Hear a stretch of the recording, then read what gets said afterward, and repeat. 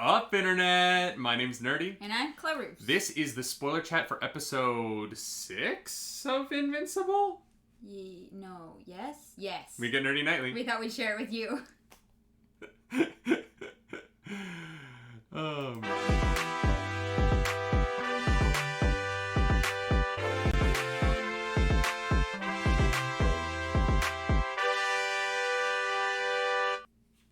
What you doing? I'm trying to figure out what episode this is. Oh, okay, that's fair. No, it's This is six. episode 6. Yeah, because episode 6 of Invincible. it's 1 week ahead of Falcon and Winter Soldier. God, you're so smart. That's how I remember. Yes, this is spoiler chat. We're gonna talk spoilers. If you haven't seen the episode yet, leave now. But come back. Save the video. Yeah. Hit the like button while you're here, or the dislike button. We don't care. Save it to your watch later. The algorithm god is hungry, and we must feed her. Mm-hmm. This was an interesting episode of television for me because, you know, I've had some weird feelings about the show so far. Yep. In that I feel like some episodes feel disjointed from the plots within the episodes. The A, B, C, D plot don't feel like they're really connected. There's a lot going on.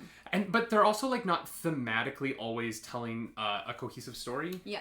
Whereas in this episode, I really loved that our A story of Mark and Amber and William going to the college to see Rick and to see the college.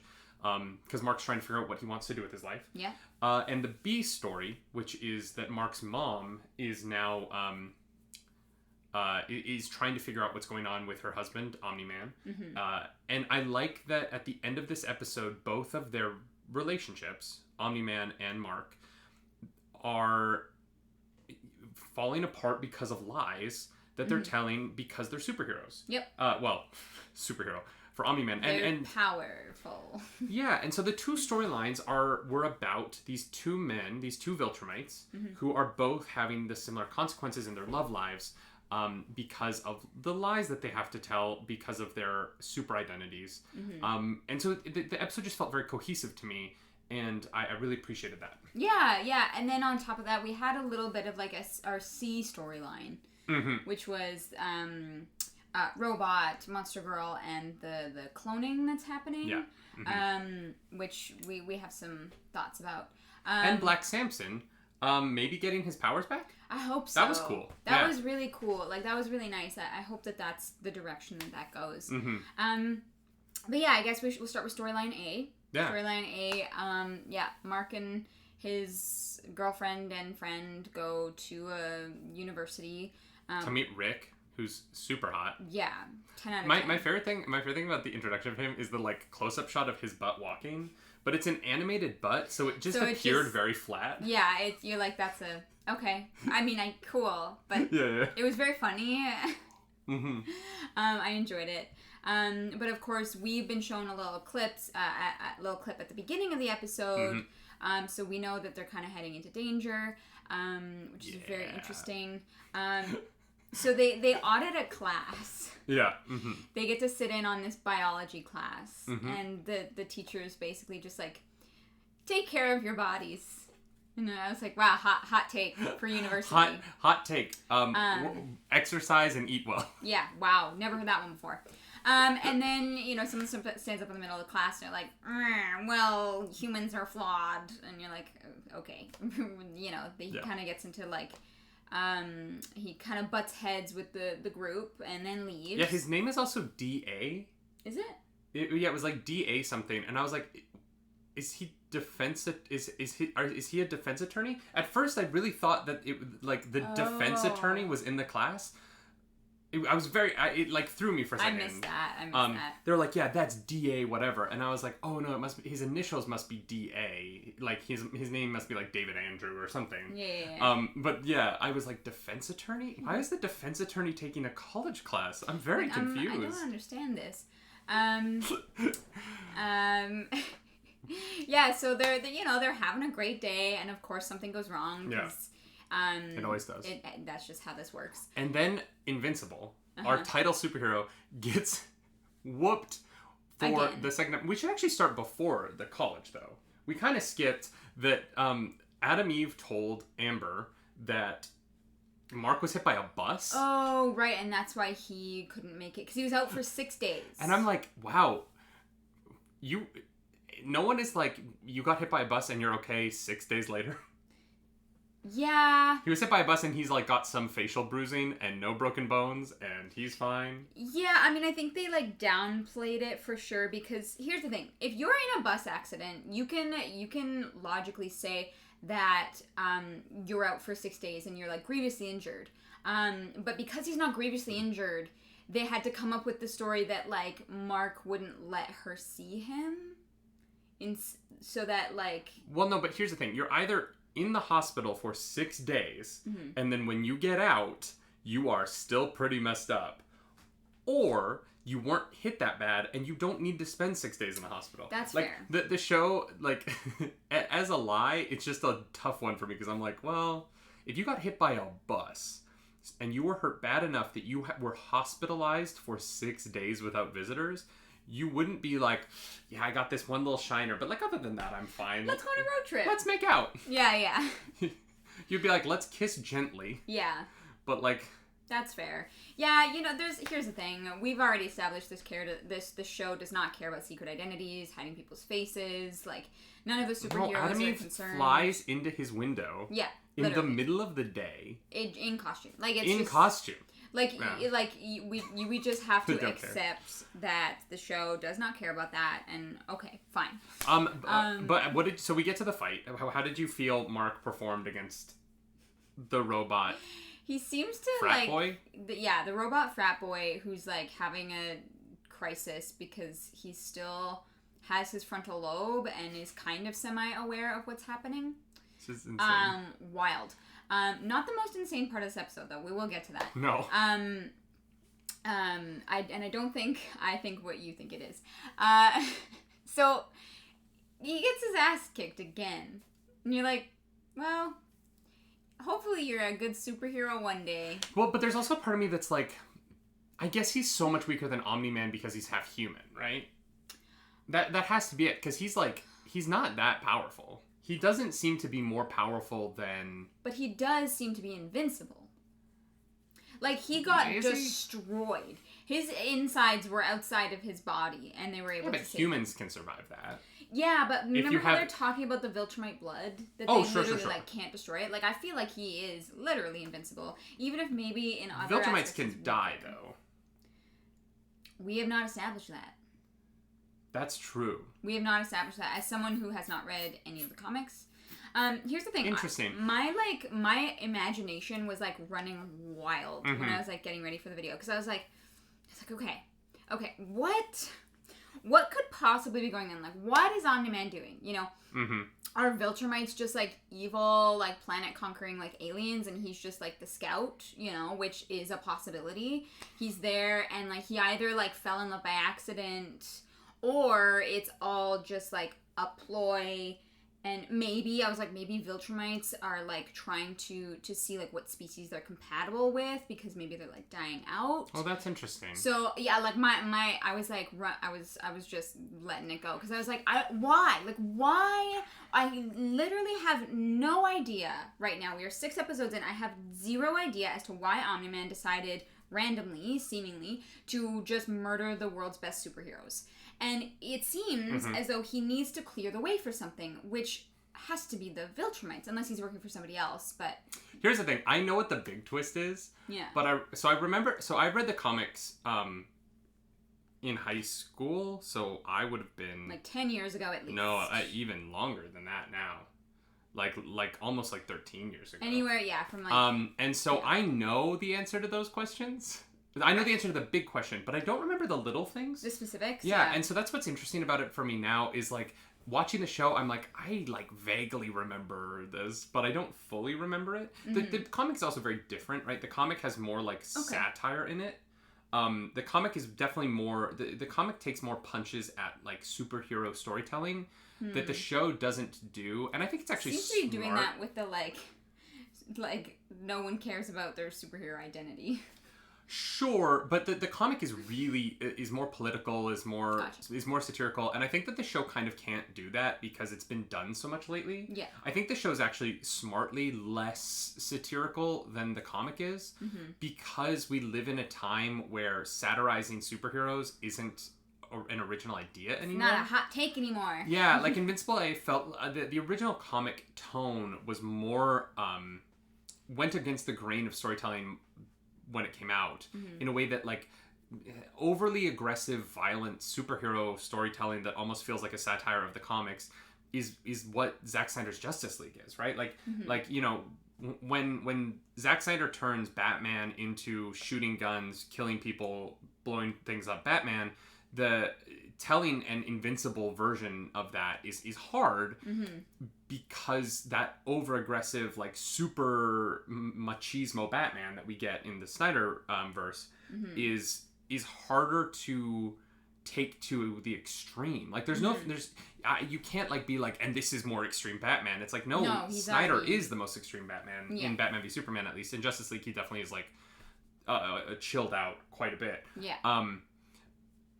But it's you know, God, there's the scene where Batman uses his tow cable to use one car as a wrecking ball into another car. Both cars have people in them. Like, that's just such an overly aggressive thing that you wouldn't see him do in the comics, right? And so it is harder in the modern landscape to tell a story like the Invincible comics. And so I feel like what they've done by taking out some of the storytelling that is aimed at other superhero comics and actually making their universe more about itself is really smart, and has created a show that feels distinct from the original comic. As far as I remember it, I need to go back and reread it because I want to, and because it's been, you know, a decade. But and because when we're doing these spoiler chats, I'm like, I think I know, but I don't really. Do you still have them or no? No, okay. No. I think I'm just gonna buy it on Comixology and read it on my iPad though. Yeah. But yeah, it's interesting. It is really, it's an interesting. Watching the show and remembering what I remember about the comic, it is really interesting to see how they're telling this story differently. And I think that fans of the comic might be slightly disappointed by that, because I think that they, people who really, really love this comic might feel like the show is undercutting some of what made the comic special at the time. Yeah. I just don't know if what made this comic special at the time would feel special now. Yeah. And I think it is smart that Invincible is forging its own path as a animated show, and is doing so in a way that I'm consistently finding really like genuinely exciting week to week. I'm excited every Friday to turn the show on, and I love it. Like I think the characters have all been really strongly put forward, except for maybe Omni-Man, who I feel is a little flat sometimes. Yeah, but that's because they're hiding so much. I don't like. I just feel like he's doing a bad job of hiding it. Like, of all the superheroes hiding their secret identities, he is the one who is doing the worst job hiding that he's maybe not a good guy from his wife and Cecil. I mean, and like his mask, I don't know, like there's part of me where I'm like, I would immediately think he's the bad guy based on how he interacts with people. Yeah. He's like rude at times in a way that I'm like, if your whole identity, right, is I have to pretend to be nice. If that's your job, and you know it's your job, and you're like committed to that, why are you so bad at it? Yeah, I mean... You know what I mean? And I think that's just... Here's the thing. He gives off that like, guy at the office vibes that, like, a lot of people really like, but not a lot of people are close with him because, like, he gives off kind of that, like, nice, like, vibe, I think. Like, he falters when it's closer contact, like one-on-one, or that's fair. in like he's good at the water cooler when it's a group of people. Yeah, that's kind of what he feels like to me, anyways. That's fair, because I have no idea what's coming. I'm literally like trying to like figure out anything in my head, and I don't really have any clues for it yet. So I'm just spinning. Ever gonna find out what happened with the Egyptian guy? No. That's never coming back. I hate to break it to you, but it's never coming back. Do you think... So at the end of the episode, obviously, Amber breaks up. Or not even. Like, at the end of the second act of the episode. It's like the middle of the episode. Amber breaks up with Mark. Yeah, because she thinks that he ran away when they were in danger, when they were attacked, when he went to go change into his costume so he could come back as Invincible. Can I bring something up? There's always this storyline in comics where like things go horrifically wrong, and the superhero, everyone is running away, and then it's always like, oh, the woman that the superhero loves. It's never the other way around, because we don't tell a lot of stories with female superheroes. Although I'm sure it will happen once that starts to, happen more. But that'd be nice. It would be nice, wouldn't it? If it wasn't just Wonder Woman and Captain Marvel. We could use some more movies. Yeah. Maybe make an Adam Eve show. She's great. She is great. She's completely separated from everything else. Yeah, she's literally like the storyline. Well, it's just because it has nothing to do with anything. Yeah, she's just out finding herself, and honestly, girl, get it. Go and for it. Solving earthquakes and avalanches and fire and flash fires, and I'm like, isn't this what superheroes would be doing? Like, in real life, if there were superheroes, they would be like in Australia last January trying to fight the fires. You know what I mean? They'd be like, I don't know what they'd be doing in COVID. I guess it would depend on if they could get COVID or not. Anyway, not important. What is important is that we have all these stories where like the woman is like, where were you? We were under attack. And there's always a part of it to me that I'm like, everyone was running away. And they're like, you didn't protect me. And I'm like, against...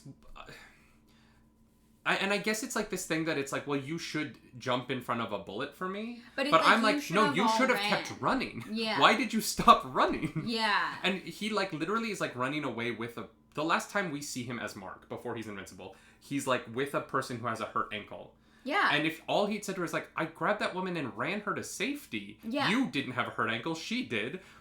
Why did you stand there and watch? Yeah, like, why were you hanging out there? Baffling. Like, it's very odd. It's something that superheroes always get in trouble for because, like, the story needs them to. Yeah. But in a real situation, if you were capable of running and there was someone who wasn't, and you were taken off that way, and I needed to get the person to safety, and you were like, why did you save that woman's life? I'd be like, I don't know, because you were fine. Yeah. You're a fully capable adult. Yeah. I'm not responsible for you. Like, yeah, and he was like, I left to, like, try and get help to find, somebody that could... You know what I mean? Like, it's not unreasonable at all. You ran away from the murderous robot, man, when we were all screaming to run. How dare you? No, like, you should have all gotten the hell out of there. It's one of those, like, story things where you're like, okay, it has to be this way. That's fine. We'll accept it. So they break up. Yeah. What's his face? That they went to meet there. Rick, yeah. Rick goes to get pizza and whatever. And beer. Yeah, pizza and beer for Rick and William are super chill about the fact that their boning weekend was interrupted. Yeah, I feel like the most, like, that they'd be very upset about that. Which is, like, which is fair, to be honest. Oh, I would have been pissed. Okay, I'm sorry. But, like, I have a chance to go to a college to bone the hot dude that I was boning last summer, and my best friend is like, can I come? I'd be like, no. The other thing as well is, like, they, like, did not really acknowledge the, like, age problem. What age problem? Well, we find out that, like, Rick and, William had sex. So? And he's in college. And William is a senior in high school. Yeah, you can't have sex with someone under 18 if you're over 18, right? Yeah, you can. Yeah, there's I mean, it depends on where you live, but like to get into statutory laws, a lot of 16 is the age, right? It's actually more complicated than that. Because like you could have like a 16-year-old and an 18-year-old who are together, right? Yeah. Or like a 15-year-old and a 17-year-old. Yeah. A lot of states have what are called. You want to know what the problem with this is? You want to know why I know the answer to this question? It's because of Transformers. Michael Bay put this in a freaking Transformers movie, and now I know the answer to this question. Michael Bay, why did you? Oh my god, it makes me so mad. Very educational. No, it's such a bad scene. It's the worst scene in all of Transformers. When he has the male character has a card in his wallet that has the Romeo and Juliet laws written on it because he's dating an underage woman. And that's like a plot point in a Transformers movie. And so now I know what Romeo and Juliet laws are because of that. If you turn 18 and you're dating someone who's under 18, your relationship is in a legal protected state where like it's not statutory because your relationship. And so like there's like it depends on state to state or country to country. Different places have different places, but okay. Like there's a lot of places where like if you're within 3 or 4 years of each other, it's not statutory because like a senior in high school and a freshman in high school is like a complicated thing that people don't want to make illegal. Okay, yeah. No, and that's so fair. if I have literally no problem. If Rick is 19 and William is 17, that's not an age difference that I think is gross, especially if Rick was a senior in high school going into college when they met. And William was going into a senior of high school. I guess, we just that's closer in age than you and I, right? Yeah, they just didn't like establish like how long he'd like been at university. Well, if he's in the freshman dorms, he's still gonna be a freshman, right? Oh, I guess I missed that. I don't know. It was just like something. I would just assume that he's not a senior. Like, I'm assuming he's a freshman because otherwise he probably would have found like off-campus housing or. Fair. Or live in a frat house or something like that. It just didn't seem like he was like a senior there. Yeah. Okay, that's also, fair. I don't know. I don't have a problem with that age difference. I don't think that there's like a huge... I watched Call Me By Your Name and didn't freak out, so I can't really say anything. No, because that is an age difference that is complicated. Yeah. I don't know it, but okay. It's really good. Those peaches, man. Sure. Those peaches. Sure. If you know, you know. Anyways, so Rick gets captured by this... You know what? Actually, I want to go back 1 second. Just one last thing. Way too very, very casually and like in a normal way talk about gay sex on a superhero show and have it not be weird or like I love that it wasn't like performative or we're inclusive. Yeah. Look at us. Yeah. William was just like, we had sex by the beach and it was like the greatest thing that ever happened to me, and I was like, that's awesome. Yeah. I loved it. I was super into the whole Rick storyline up until he gets turned into a fucking... I know, yeah, so he gets... okay, God, I felt so bad for Rick. Here is the most unbelievable part of the entire episode. We agree. We do? Yeah. It's how quickly he turned him into a robot. Yeah, okay, it wasn't just me, because I was like, I'm sorry, you're telling me that you performed brain surgery and removed this person's temporal lobe as well as... fitted him for metal parts, attached them all in like 20 minutes? Like 20... an hour. No. He literally sees, so the phone goes dark and, his name, sorry. William goes to look for him immediately, knows exactly where he went, which I'm assuming is probably no more than like 10 minutes away. You know, like he's not going to go on. No, but he doesn't immediately go after him. Yeah, he does. No, he calls Mark first. Okay. I'm assuming he calls other people for we don't know how long, because Rick gets kidnapped. Yeah. Right after Mark leaves. Mm-hmm. Mark has to get all the way to the frat house and see Amber, then get a call from William. So I'm guessing that also... So I'm guessing that amount of time is what, like, probably 20 minutes there. Okay. Then William has to go out, find the thing, muster up the courage to get into the sewer, and then, like, go spelunking in a sewer. We don't know how long he was in the sewer for. So I'm assuming he had an hour. Still, he replaced his entire body in an hour. Yeah. Almost his entire body. Except his torso. Yeah. But also, okay, like, fine. but also, those guys are taking punches from Invincible to the torso, which implies to me that there's got to be something under the skin. There's got to be some, or like the bone, like a human body, even with metal arms, still wouldn't be able to take the punches, right? Yeah, the organs would squish. And so, like those, he completely replaced him with cybernetics in an hour. Yeah, which like, wow, that is talent. Yeah, especially since he only had like a hand saw. Yeah. He's got a little hand buzzsaw. Like, it's not even like he had, like, a machine that did it for him. Yeah, He was literally like, I'm going to individually... I was like, oh, wow, like... Yeah, it was a choice. Which, I agree with Cecil, though. Like, really impressive technology for sewer machines. Yeah. It's amazing that... honestly, the most amazing thing about his whole enterprise is that all of his people didn't die of infection from receiving massive amounts of surgery in a sewer. Yeah. Maybe he removed... I don't know. It wasn't, like, super clear, but it was definitely very, like, devastating when William is like, you changed my life. And then robot Rick is like, oh, takes the like thing out of the back of his head and like starts fighting the other robots. And then gets like wheeled away after like a weird moment where they try and like connect. And I was like, oh my god, wow, this is heavy. Okay. I'm kind of under the assumption that Invincible wasn't really able to fight them because he's still recovering. Like, he's not at full strength 6 days after Battle Beast whooped his behind. That would make sense. I wish that they had, like, alluded that because he seems to get his butt kicked often. I also wish that he'd been kind of, like, still injured. I think it would have been more interesting if he wasn't at full strength. Yeah, like if he had been, like, if he had a cast or, like, a bandaged ribs or something or, that like, we saw. A new spine. Yeah. Yeah. It was a good episode, though. I enjoyed it. I thought the college storyline was interesting. I kind of want them to be done with this Amber thing. It's tough, yeah, because I was like, oh, this is the episode where Amber finds out. But no, instead William finds out. Which is fun. Is very fun. Can I wear the suit? No. Fly me, or I will tell everyone your secret. Yeah, it's a weird thing. Terrible best friend. Because I love them together, but I'm also, like, over it. I'm in a weird, like, in-between place. Like, she needs to find out, or, like, they are never going to work out.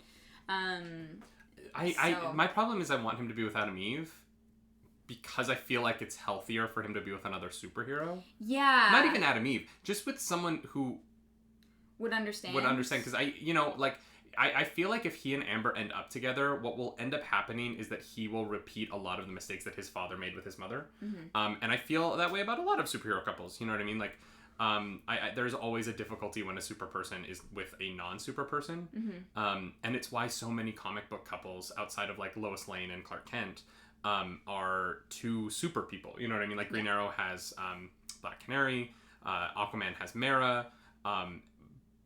Peter Parker has Mary Jane sometimes, but God, the relationship's a mess. You know what I mean? Yeah. The drama of living as a superhero and having a non-super wife is so insane to me. Yeah.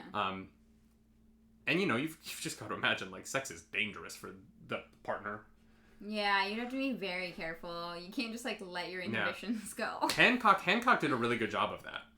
I don't know it. Hancock is a movie starring Will Smith as a superhero. It's really interesting, actually. It's he and Charlize Theron. It's kind of a spoiler. Never mind. Go watch Hancock. It's really good. Fine. But there's a scene where he's sleeping with someone in his trailer, and he finishes, and he, like, pulls her off of him because it, like, shoots through the roof of his trailer. Yeah. Wow. Because it's like just forceful. He's got them good loins. Sure. That's how we're qualifying it. Okay, yeah. The only part about the episode we haven't really touched on is the Monster Girl. Yeah, does Robot want to sleep with Monster Girl? Yes. Yeah, Is that it? I think weird, that's right? why he's, like, making a clone of, You think that's why? Yeah, I think that based on the information I have, the most logical explanation is that he really cares about Monster Girl and has seen the interactions between Monster Girl and Rex. Yep. And is like, that's an attractive, handsome man, and, like, if he can put his consciousness into that body, then he can have that physical relationship, which he's probably never had before. And so how does the person in the tube... I think that that's him. Okay. I think that Robot is actually that, like, weird thing in the jar that we saw. And you think his consciousness is, like, in Robot, and he's trying to find a body to move that consciousness into? Yeah. Okay. Yeah. I will say I know the answer to that, and so I'm going to stay mum on this one. That's fair. Because I don't want to spoil it. Yeah, that's fair. Doing these spoiler chats where, like, I know some of the answers to these questions, and some of them I really don't, is really weird. Yeah. But yeah. I don't want to... If you haven't read the comics, I don't want these videos to be a spoiler for the future of the show. So I will say I don't know how to answer that. But that's fine. I'm excited to see the future of the Robot storyline. Yeah, because at first I was like, oh, oh, is Robot a bad guy? No, don't do that. Like, don't do that, please. And now I'm like, no, I don't think he is. The new Guardians of the Globe kind of suck. Yeah. Like, I don't really like them all that much. Mostly because it's like Rexplode and Duplicate. Rexplode cheated on Adam Eve with Duplicate. Mm-hmm. Which makes both of them, like, kind of, I mean, Rex is a crappy dude. Like, that's been established. Black Samson is someone who I just want to get to know better. I don't love him yet because I just feel like he's been, like, underserved so far as screen time. He's the one I'm probably the most interested in. The girl who goes small, the Proto Wasp, whatever her name is in this. It's like Minimize or something. Yeah, fine. Hasn't done anything yet. Yeah. Monster Girl, super interesting. Yeah. But keeps bringing me into these, like, ethical and moral debates about pedophilia that I don't really want to think about. Yeah. So, like, the Guardians of the Globe, of them, there's no one that I really love in them because Mark and Adam Eve aren't in it. Robot's the most interesting of them right now to me. Totally. Because his storyline is, like, the teaser at the end of the episode, right? But so those three of the younger superheroes I'm super interested in, and the rest of the Guardians of the Globe, I'm like, all right, like... Yep. Show me why I should care about them. And we don't know yet. And the story for the last few episodes has really shifted away from them in a way that makes me feel like, oh, we'll get to it when we get to it. Well, and that's the thing. I think the show is trying to focus on the more important storyline, which is not the Guardians of the Globe right now, which is fine by me. Last thing, because this has been a 30-minute spoiler chat for a 40-minute episode of television. What do you think the Mauler twins want with the bodies of the old Guardians of the Globe? Wait, what? The last scene in the episode. The kids are digging up the Immortal, the Superman of the Guardians of the Globe, and the Mauler twins are there, and they tell them not to believe everything they read on the internet. So what do you think the Mauler twins are digging up the Guardians of the Globe for? Oh, I thought they were just capturing the kids to use as leverage. Oh, no, I'm pretty sure they're digging up the Guardians of the Globe.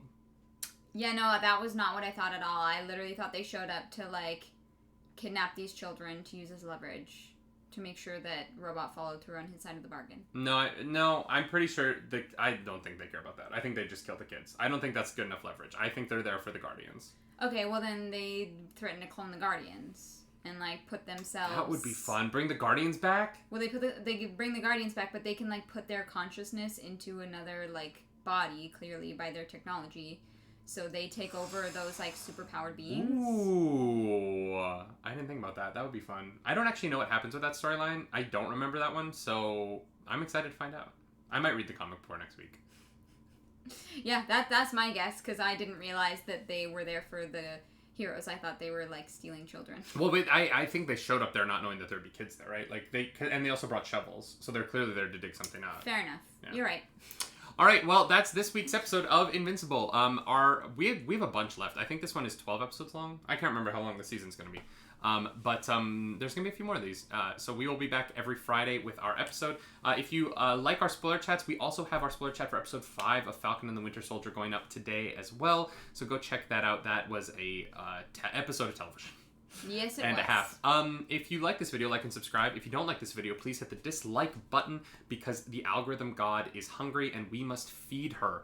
Yeah, you can follow us over on Twitch. I'm over at twitch.tv/nerdynightly. I'm over at twitch.tv/ClarisDakaris. And as always, my name's Nerdy. And I'm Clarisse. Do something nerdy tonight, you dang fools.